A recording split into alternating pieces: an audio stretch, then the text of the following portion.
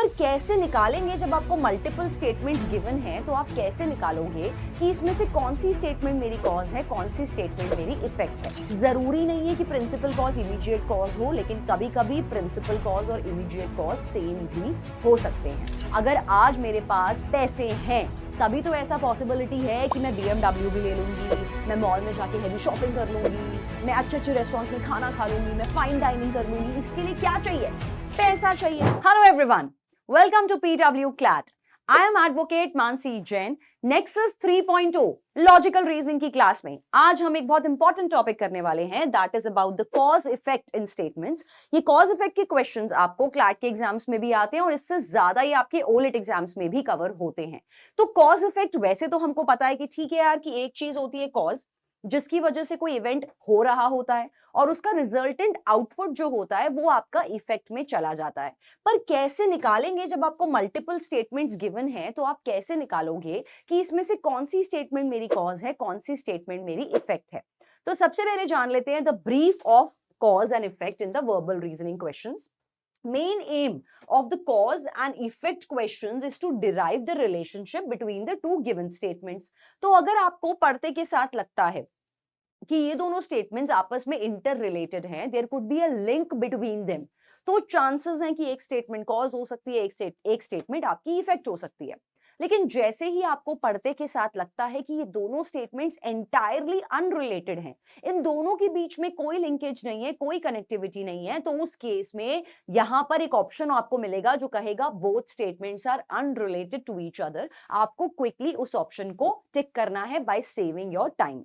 अब अगर statements link हैं, आपने देखा दोनों के बीच में रिलेशनशिप है, तो आपको देखना है कौन सी स्टेटमेंट दूसरी स्टेटमेंट को कॉज कर रही है। मतलब एक स्टेटमेंट यहां पर कॉज होगी और दूसरी स्टेटमेंट क्योंकि उसका रिजल्ट है तो उसको हम लोग बोल देते हैं यहां पर effect statement in such cases. Next now there are different types of causes. अब कॉजेस भी मल्टीपल टाइप के होते हैं। कभी कभी आपको क्वेश्चन पूछेगा कि क्या ये स्टेटमेंट इमीडिएट कॉज है या क्या ये स्टेटमेंट इसका प्रिंसिपल कॉज है। तो ये इमीडिएट कॉज और प्रिंसिपल कॉज एक्चुअली में होता क्या है वो समझते हैं। Immediate as the word suggest की मतलब ये वाला जो इफेक्ट था इसके पीछे मल्टीपल कॉजेज हो सकते थे। कॉज 1 हो सकता था, इसके पीछे कॉज 2 हो सकता था, लेकिन इमीडिएट कॉज कौन सा होगा? कॉज 1, क्योंकि ये इमीडिएटली हुआ और इसके होते के साथ ही आपका इवेंट हो गया। It immediately precedes the effect which cause, that means it causes the closest relationship, closest proximity with the effect. Example से इसको समझेंगे। इमीडिएट कॉज का आपका एग्जाम्पल यहां पर जैसे कि this is the cause before the effect. यहां पर क्वेश्चन आपको बोला Ferran is always sick because he does not eat well. तो क्योंकि उसका डाइटरी प्रॉब्लम है इसलिए उसकी अक्सर तबीयत खराब हो जाती है, he usually is unwell. Now this is the principal cause, क्योंकि he does not eat well. Majorly ये मेजर कॉज है, यहां पर एक इंपॉर्टेंट कॉज है डाइट उसका, और इसकी वजह से अक्सर उसकी तबीयत खराब हो जाती है।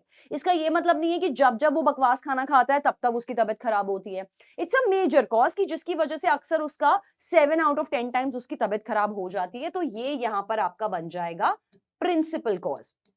अब अगर मैं यहां पर बोलूं कि रिसेंटली, यहां पर एक और कॉज आ जाएगा आपका cause 2 which could be an immediate cause. Suppose मैंने यहाँ पे बोला कि रिसेंटली फेरन ने, ऑल्दो नाम तो आपको यहाँ पे फॉरनर सूट कर रहा है, बट यहाँ पर मान के चलते हैं कि इसने किसी ठेले वाले से, बहुत लोकल शॉप से गोलगप्पे खा लिए या मोमोज खा लिए जो गंदी क्वालिटी के थे। ये बात आपको क्वेश्चन में गिवन है कि उसने एक लो क्वालिटी फूड खा लिया है इमीडिएटली किसी भी लोकल वेंडर से, और ये खाते के साथ ही उसकी तबीयत खराब हो गई है।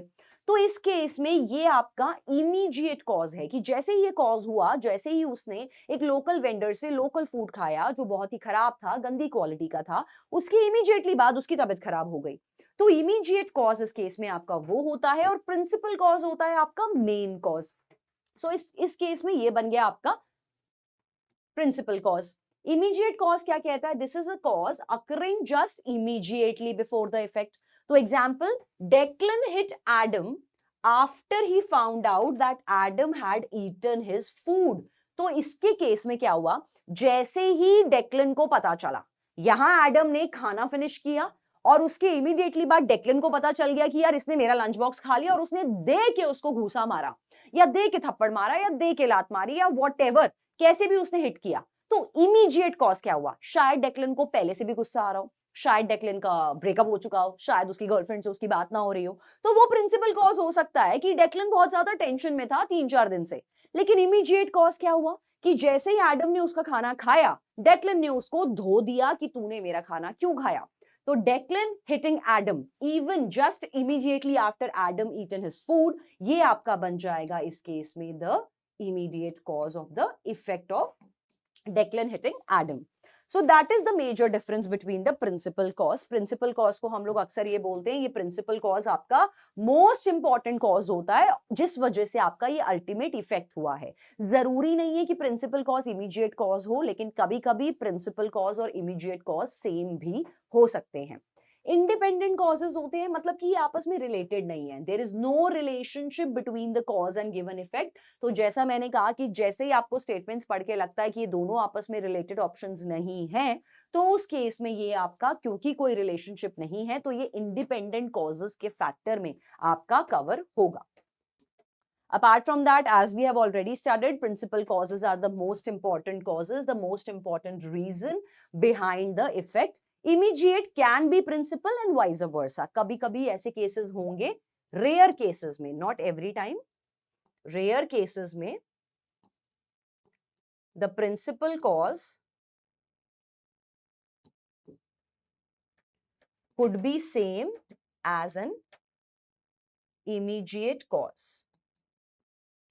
तो ये रेयर सिनेरियोज में हैपनिंग होगी जहां पर आपका प्रिंसिपल कॉज और आपका इमीडिएट कॉज सेम हो सकता है। अदरवाइज इमीडिएट कॉजेज अलग होते हैं जो इमीडिएटली प्रिसीड करते हैं इफेक्ट को। प्रिसीड मतलब जैसे आपने आफ्टर बिफोर बचपन में किया है, तो इस इफेक्ट की इमीडिएटली बिफोर क्या हुआ, ये वाला कॉज हुआ, तो ये इमीडिएट कॉज होगा। और इससे पहले मल्टीपल कॉजेज चलते आ रहे हों तो वहां पर जो सबसे इंपॉर्टेंट कॉज रहा है इस पर्टिकुलर रिजल्ट के पीछे, वो बन जाएगा आपका principal cause. Now let's understand with the way of the example, जैसे आपके पेपर में आपको आएंगे। तो क्वेश्चन यहाँ पे कहता है below in each of the questions are given the two statements। आपको दो स्टेटमेंट गिवन होंगी जिनको मार्क किया जाएगा 1 and statement number 2। These statements या तो आपकी ये इंडिपेंडेंट कॉजेज हो सकती है, मतलब ये दोनों स्टेटमेंट क्या पता आपस में रिलेट ही ना करें। They could be the effects of the independent causes, मतलब ऐसा भी हो सकता है कि दोनों स्टेटमेंट हैं तो इफेक्ट, लेकिन इन दोनों के कॉजेज कुछ अलग है, मतलब ये रिलेटेड भी नहीं है। या फिर दोनों स्टेटमेंट के पीछे कॉमन कॉज भी हो सकता है कि एक कॉज की वजह से, कोई एक पर्टिकुलर कॉज की वजह से एक आपका हुआ इफेक्ट 1, एक हुआ आपका effect 2। One of these statements may be the effect of other statements, so you have to read both the statements very much carefully and decide कि कौन सा आंसर चॉइस यहाँ पर करेक्टली डिपिक्ट करेगा the relationship between the two. अब यहाँ पर options आपको ऐसे हैं, ऑप्शंस आपको ऑलरेडी यहाँ पर भी गिवन होंगे, तो यहाँ से आप निकाल सकते हैं। तो आइए समझते हैं स्टेटमेंट को। Standard of living among the middle class society is constantly going up since the past few years। तो हमने ये देखा कि लोगों का जो स्टैंडर्ड ऑफ लिविंग है वो पिछले कुछ सालों में काफी ज्यादा बढ़ गया है। अब आप खुद देखेंगे इतने सारे लोग पहले से ज्यादा मूवीज जाने लग गए हैं, मॉल्स जाने लग गए हैं, अच्छे अच्छे एरियाज में शॉपिंग करने लग गए हैं। तो ये सब चीजें हमने देखा है कि पिछले कुछ सालों में लोगों का स्टैंडर्ड ऑफ लिविंग बहुत ज्यादा बढ़ता चला जा रहा है। सेकेंड स्टेटमेंट बोल रहा है Indian economy is observing remarkable growth. तो लोगों की जेब में अगर पैसा आ रहा है तभी तो लोग मॉल जाके खर्च रहे हैं। अगर आज मेरे पास पैसे हैं तभी तो ऐसा पॉसिबिलिटी है कि मैं BMW भी ले लूंगी, मैं मॉल में जाके हेवी शॉपिंग कर लूंगी, मैं अच्छे अच्छे रेस्टोरेंट्स में खाना खा लूंगी, मैं फाइन डाइनिंग कर लूंगी। इसके लिए क्या चाहिए? पैसा चाहिए। और हमें बोला गया कि इंडियन इकोनॉमी ऑब्जर्व कर रही है रिमार्केबल ग्रोथ। तो पूरी इंडियन इकोनॉमी कर रही है तो मतलब लोगों की जेब में पैसा आ रहा है, तो पैसों की शायद बारिश हो पा रही है। तो हमें दिख रहा है दोनों स्टेटमेंट समवेयर रिलेटेड तो हैं। कॉज कौन सी है? सेकंड वाली। सेकंड वाले ने बोला कि यार क्योंकि, अब आप लगा के देखेंगे यहाँ पे बिकॉज, जब कभी भी आपको पकड़ना है कि क्या ये कॉज है तो कॉज से पहले आप अगर बिकॉज लगाओगे, क्योंकि बिकॉज होता है आपका कॉज का पॉइंट, क्योंकि इसकी वजह से हो रहा है, तभी हम इसमें बी कॉज कहते हैं। तो क्या मेरा बिकॉज बन रहा है? अगर बिकॉज करके आपको ऊपर वाली स्टेटमेंट में देयरफॉर लग पा रहा है, therefore is the end result of it, तो क्या ये स्टेटमेंट्स बन पाएंगी? Because Indian economy is observing the remarkable growth, therefore standard of living of the people is going up. बिल्कुल सही, बन गया तर्क। तो ये बन गया मेरा कॉज और ये बन गया मेरा इफेक्ट। अब इन्होंने पूछा स्टेटमेंट 1 कॉज है, स्टेटमेंट 2 इफेक्ट है। नहीं, क्योंकि स्टेटमेंट 1 तो हमारे हिसाब से इफेक्ट है, स्टेटमेंट 2 कॉज है, स्टेटमेंट 1 इफेक्ट है। Bang on the correct answer choice. पर फिर भी सी डी पे ध्यान देना है। Both the statements are independent causes, मतलब ये दो कुछ अपने अपने कॉजेज हैं जिनके अपने अपने कुछ इफेक्ट है। Totally unrelated option. Both the statements are effects of independent causes, again unrelated option. दोनों ही स्टेटमेंट इफेक्ट्स हैं कुछ कॉमन कॉज के। कोई एक कॉज हुआ होगा जिस वजह से स्टैंडर्ड ऑफ लिविंग बढ़ गया, जिस वजह से रिमार्केबल ग्रोथ ऑफ इकोनॉमी बढ़ गई। ये सुनने में ठीक लग रहा है, लेकिन बेटर ऑप्शन आपको यहाँ पर बी लगेगा कि यार दोनों रिलेटेड हैं और कॉजल इफेक्ट यहाँ पे आपको दिखेगा, making B the correct answer. Next question ये कहता है मीटियोरोलॉजिकल डिपार्टमेंट ने इशू किया है एक statement mentioning deficient rainfall during monsoon in many parts of the country. तो उन्होंने एक रिपोर्ट लॉन्च करी है जिसमें मीटियोरोलॉजिकल डिपार्टमेंट ने ये बोला है कि हमने ऑब्जर्व किया है एज पर द पैटर्न्स कि इस बार रेनफॉल में कमी आने वाली है, इस बार कम वर्षा होने वाली है in many parts of the country. मतलब कंट्री के मेजर पार्ट्स में इस बार शायद चांसेस हैं कि सूखा पड़ जाए या रेनफॉल अप्रोप्रिएट ना हो। Government has lowered the revised estimated GDP growth from the level of earlier estimate.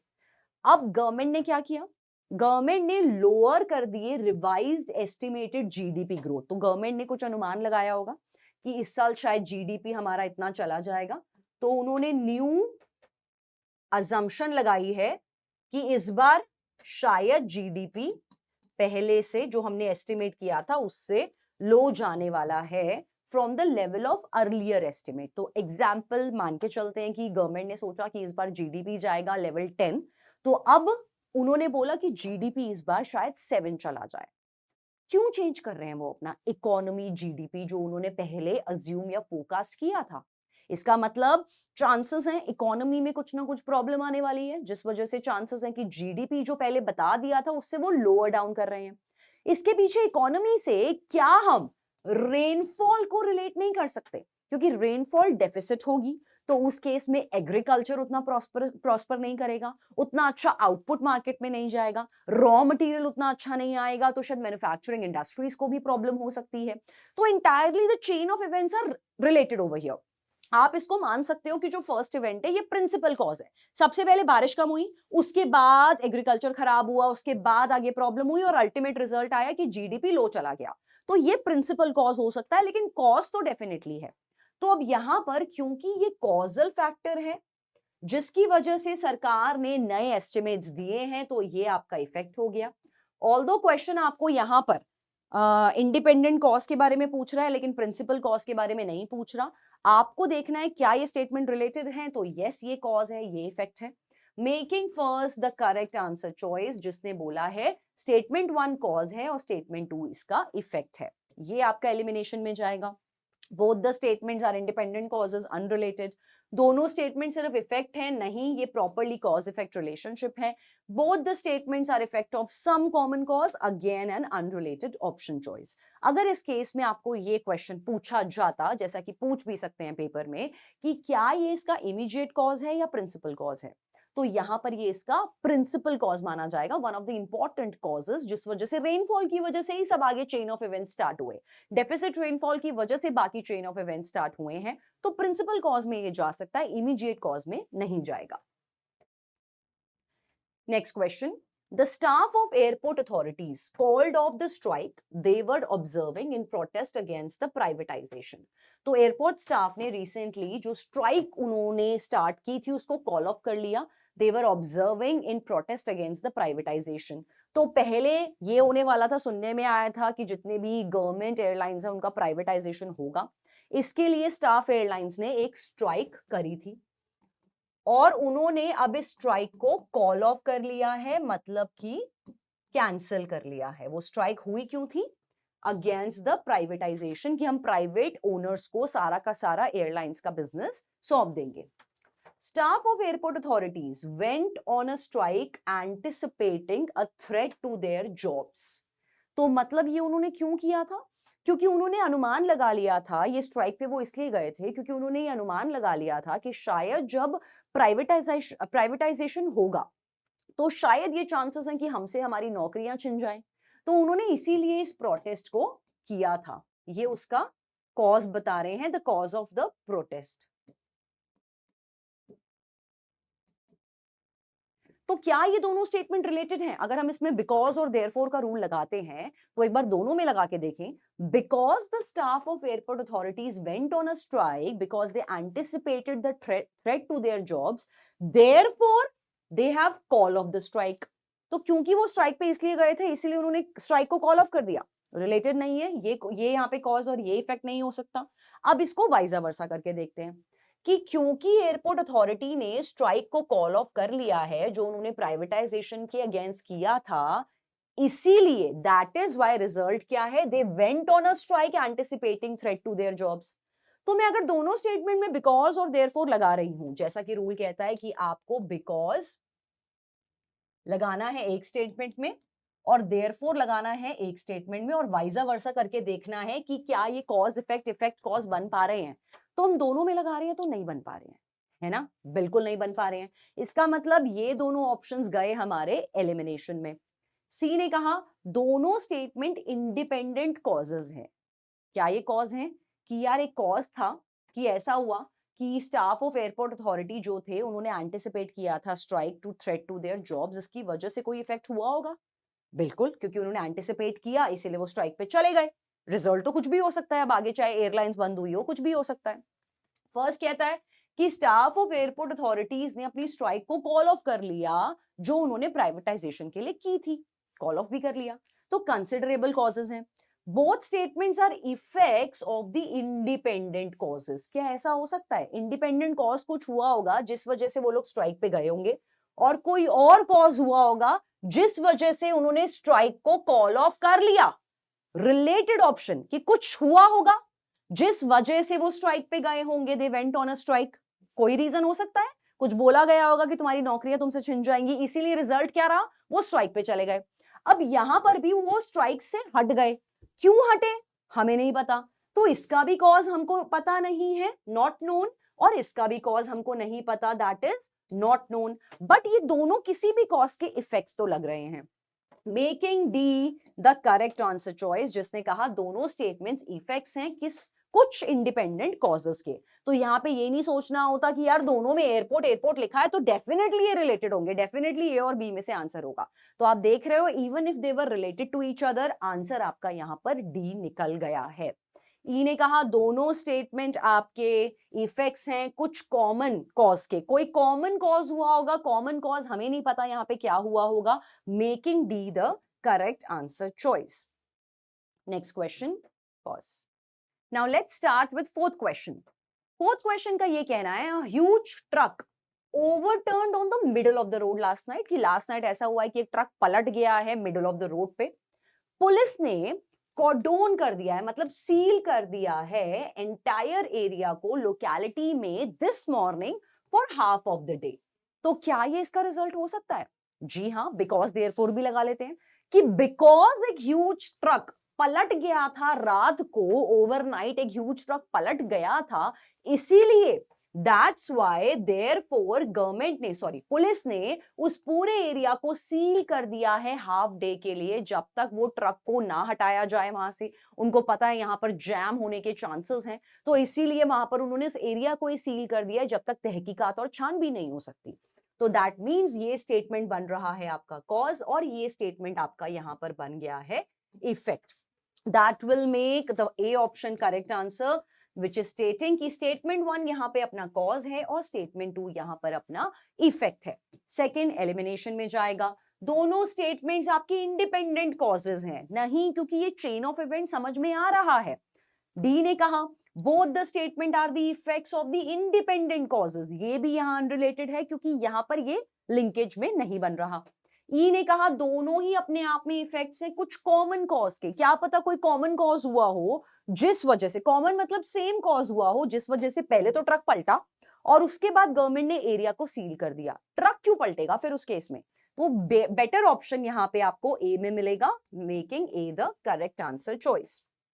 Next question, importance of yoga and exercise is being realised by all the sections of the society. मतलब हर लोग आजकल, हर इंसान समझ रहा है कि योगा से ही होगा, तो लोग ये मान के चल रहे हैं कि योगा ज्यादा से ज्यादा करना चाहिए और हर सेक्शन ऑफ द सोसाइटी इस बात को समझ रहा है, योगा और एक्सरसाइज की इंपॉर्टेंस को जान रहा है, समझ रहा है। There is an increasing awareness, awareness बहुत ज्यादा बढ़ गई है प्रोग्राम्स, टीवी, सोशल मीडिया के through about the health in the society, particularly among the middle age groups. तो मिडिल एज ग्रुप्स में तो खास करके अवेयरनेस बहुत ज्यादा बढ़ती जा रही है। तो अवेयरनेस बढ़ गई शायद इसीलिए तो नहीं है कि लोग योगा और एक्सरसाइज करने लग गए हैं और इंपॉर्टेंस समझ रहे हैं, रिलेटेड तो है। Making C D and E the unrelated choices, क्योंकि वहां पर ये बोलते हैं हम सी डी ई को तब पिक करते जब दोनों में कोई कनेक्शन ही ना होता, कोई लिंकेज ना होता। अब ये पकड़ते हैं कौन सा कॉज है कौन सा इफेक्ट है, तो फर्स्ट में लगाते हैं बिकॉज लोगों ने योगा और एक्सरसाइज का इंपॉर्टेंस समझ लिया इसीलिए इंक्रीजिंग अवेयरनेस हो रहा है, या वाइस वर्सा कि क्योंकि लोगों के बीच में अवेयरनेस बहुत ज्यादा बढ़ता चला जा रहा है हेल्थ को लेके, इसीलिए लोगों ने योगा और एक्सरसाइज का इंपॉर्टेंस समझना शुरू कर दिया। बिल्कुल सही, ये बन गया आपका इफेक्ट और ये बन गया आपका यहां पर cause. That will make second, that is stating second is the cause and statement 1 is the effect, B will be the correct answer choice, making A the incorrect option choice. Next आता है यहाँ पे आपका the prices of food grains and other essential commodities in the open market have risen sharply during the past 3 months. तो पिछले 3 महीने में हमने ये ऑब्जर्व किया कि जितने भी प्राइजेस हैं मेजर फूड ग्रेन्स के और एसेंशियल कमोडिटीज के, उनके प्राइसेस को बहुत ज्यादा बढ़ा दिया गया है, बहुत ज्यादा महंगाई होती जा रही है।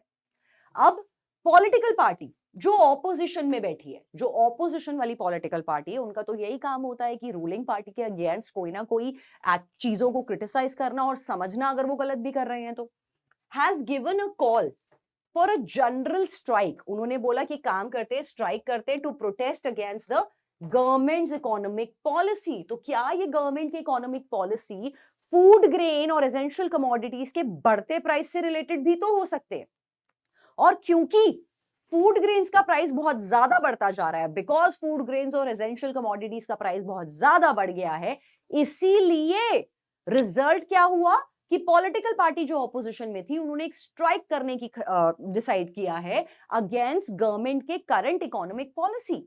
तो क्योंकि बिकॉज यहां पर फिट होगा, ये हो गया आपका cause, making this statement your effect.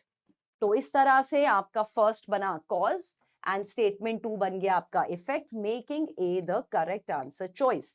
Statement 2 आपका कॉज है, स्टेटमेंट 1 इज इफेक्ट, ये आपका इनकरेक्ट में जाएगा। दोनों स्टेटमेंट इंडिपेंडेंट कॉजेज हैं, ये भी अनरिलेटेड ऑप्शन है। डी ने कहा फर्स्ट और सेकंड दोनों ही इफेक्ट्स हैं इंडिपेंडेंट कॉजेस के, कि कुछ इंडिपेंडेंट अलग अलग कॉजेज हुए होंगे। यहां पर क्लियर लिंकेज दिख रहा है कि फूड ग्रेन्स एसेंशियल कमोडिटीज का प्राइस बढ़ा और ये गवर्नमेंट की इकोनॉमिक पॉलिसी का पार्ट है, इस वजह से आपका डी और ई भी एलिमिनेशन में होगा। अंडरस्टैंडिंग अनदर क्वेश्चन, गवर्नमेंट ने ये डिसाइड किया है कि अब से हम एक सिंगल एंट्रेंस टेस्ट लिया करेंगे जिससे बच्चों को मेडिकल कॉलेजेस में एडमिशन मिलेंगे इंडिया लेवल पर। तो it's like one test, one centralised test in fact will be conducted ताकि बच्चों के एडमिशंस हो जाएं in the medical colleges. Similarly जैसे अभी आप लोग सब बच्चे क्लैट की तैयारी कर रहे हैं जिसमें कंसोर्शियम ऑफ एनएलयू ने वन सिंगल एंट्रेंस टेस्ट बनाया है जिसके थ्रू आप पूरे इंडिया में जो भी एनएलयूज हैं उनमें एडमिशन ले सकते हैं। तो सिमिलरली गवर्नमेंट ने ये डिसाइड किया है। स्टेट गवर्नमेंट, अब ये गवर्नमेंट ने डिसाइड किया, सेंट्रल गवर्नमेंट ने, स्टेट गवर्नमेंट ने क्या किया है, state government has debarred, state government ने डीबार कर दिए कुछ बच्चे फ्रॉम अदर स्टेट, दूसरी स्टेट से to apply for the seats in the medical colleges in the state. तो क्योंकि स्टेट गवर्नमेंट ने ये गलत चीज करी है, शायद स्टेट गवर्नमेंट ने काफी बच्चों को जो दूसरी स्टेट से एडमिशन लेने आए थे उनको डी बार कर दिया है एडमिशन से। तो ऐसा तो नहीं है, शायद इसीलिए सेंट्रल गवर्नमेंट ने बोला कि अब से हम वन कॉमन टेस्ट रखेंगे to enter into all the medical colleges. बिल्कुल ठीक है, ये क्योंकि मेरा कॉज है तो यहां पर ये मेरा बन गया इफेक्ट, जिस वजह से सेंट्रल गवर्नमेंट ने ये प्लान डिसाइड किया है। तो second is the cause and first is the effect, making B the correct answer choice. ए गया आपका एलिमिनेशन में। सी ने कहा दोनों ही स्टेटमेंट इंडिपेंडेंट कॉजेज हैं, नहीं ये इफेक्ट भी दिख रहा है। और इसने कहा दोनों इफेक्ट्स हैं कुछ इंडिपेंडेंट कॉजेज के, मतलब रिलेटेड नहीं है, अनरिलेटेड ऑप्शन यहां पर। दोनों स्टेटमेंट्स इफेक्ट है कुछ कॉमन कॉज के, कुछ एक कॉमन कॉज हुआ होगा जिस वजह से स्टेट गवर्नमेंट ने बच्चों को डीबार किया, कुछ एक कॉमन कॉज हो गया होगा जिस वजह से सेंट्रल गवर्नमेंट ने बोला कि हम लोग सिर्फ वन टेस्ट लेंगे। तो ये भी आपका गलत ऑप्शन में जाएगा, making B the correct answer choice. The last question, large number, काफी बड़े नंबर में प्राइमरी स्कूल्स के जो बच्चे थे रूरल एरियाज में, वहां पर उन बच्चों को कौन पढ़ाता है, is run by only one teacher. तो मतलब ऐसा होता है मैक्सिमम स्कूल्स में there is only one teacher who is catering to many students in the rural areas. तो ऐसा भी हो सकता है कि बच्चे 200-300 हो लेकिन पढ़ाने वाले जो अध्यापक हैं वो सिर्फ एक हैं, प्राइमरी स्कूल्स के कैटेगरी में बताया है और वो भी रूरल एरियाज में। There has been a huge dropout. Dropout का मतलब है बच्चे स्कूल छोड़ के गए हैं। There has been a huge dropout from the primary school in the rural areas. तो क्या है अब इसका मतलब? क्योंकि ऐसा हो सकता है क्योंकि इतने सारे प्राइमरी स्कूल के बच्चों को रूरल एरियाज में सिर्फ एक टीचर पढ़ाता था, 500 बच्चों को सिर्फ एक टीचर पढ़ा रहा है, तो चांसेस हैं बच्चों को कुछ नहीं समझ में आ रहा, चांसेस हैं ऐसे। तो शायद यही तो कारण नहीं है जिस वजह से इतने सारे बच्चों ने स्कूल आना ही छोड़ दिया है, अगेन रूरल एरियाज में और प्राइमरी स्कूल्स में। बिल्कुल, because only one teacher, because large number of primary schools in the rural areas are being run by only one single teacher, therefore there has been a huge dropout from the primary schools again in the rural areas, making this statement your clear effect and this statement is your cause. क्योंकि first statement अपना cause है, second statement अपना effect है, ए आपका correct answer होगा। Second incorrect है, दोनों statement कुछ इंडिपेंडेंट कॉजेज हैं, रूरल एरियाज दिख रहा है, प्राइमरी स्कूल्स दिख रहा है, ड्रॉप आउट दिख रहा है, वन टीचर दिख रहा है, तो ये रिलेटेड तो हैं।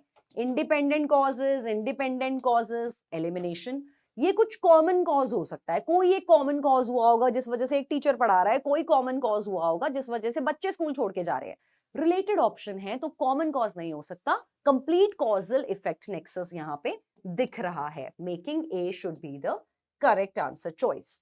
तो जब कभी भी आपके पास इस तरह से कॉज इफेक्ट स्टेटमेंट्स आए तो ऑलवेज डिप्लॉय द स्ट्रैटेजी कि स्टेटमेंट्स के पहले अगर जो करेक्ट स्टेटमेंट होगी उससे पहले अगर आप बिकॉज को फिट इन करेंगे और इफेक्ट स्टेटमेंट से पहले अगर आप दैट्स व्हाई या देयरफॉर को फिट इन करेंगे तो इन केस अगर, और वाइज वर्सा करके देखना है, दोनों स्टेटमेंट पे करके देखना है एक एक बार बिकॉज और दैट्स व्हाई, अगर आपको लगता है कि वो रिलेटेड हैं, लिंकेज हैं, तो आप ये लगाएंगे तो उससे आपको इमीडिएटली पता चल जाएगा कि इमीडिएट कौन सा कॉज है, प्रिंसिपल कॉज कौन सा है और एक्चुअली में दोनों के बीच में कोई रिलेशनशिप है कि नहीं, that one statement is the cause and another statement is the effect. अब लेक्चर आपने आई एम श्योर देख लिया है, तो साथ के साथ अब आपको क्या करना है, जैसा मैं हमेशा बताती हूं, आपको डीपीपी को प्रैक्टिस करना है और इतना सारा फ्री कंटेंट आपको पीडब्ल्यू की ऐप पर जाना है। आपने सिर्फ प्ले स्टोर से पीडब्ल्यू की ऐप को डाउनलोड करना है, अपना कोहर्ट सेलेक्ट करना है लॉ का, बैच का नेम आप सेलेक्ट करोगे, जैसे ही नेक्सस बैच आप डालोगे आपके पास पीडब्ल्यू की लाइब्रेरी खुल जाएगी, डीपीपी खुल जाएंगे, बैच का नाम खुल जाएगा, वहां से इतना सारा फ्री कंटेंट है जिसको आप प्रैक्टिस कर सकते हैं। और ये सब प्रैक्टिस करने के आप ही को बेनिफिट मिलेंगे जहां पे आपको हम लोग स्पेशल मेंटोरशिप सेशंस देंगे अपने टॉप स्टूडेंट्स को जो रेगुलरली ये सब चीजों को सॉल्व और प्रैक्टिस करते हैं। तो मिलेंगे आपसे अगले सेशन में। Take care everyone, bye bye.